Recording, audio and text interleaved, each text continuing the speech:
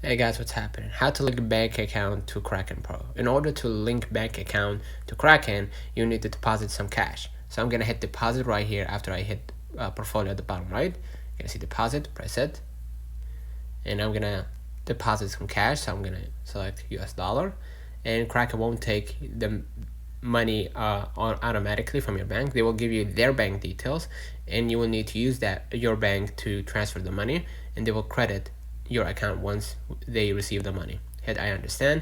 If you have an individual account, you can select the first option. If you share your account, just hit the second option.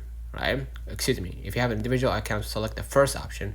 If you share account, just select the second option. Right?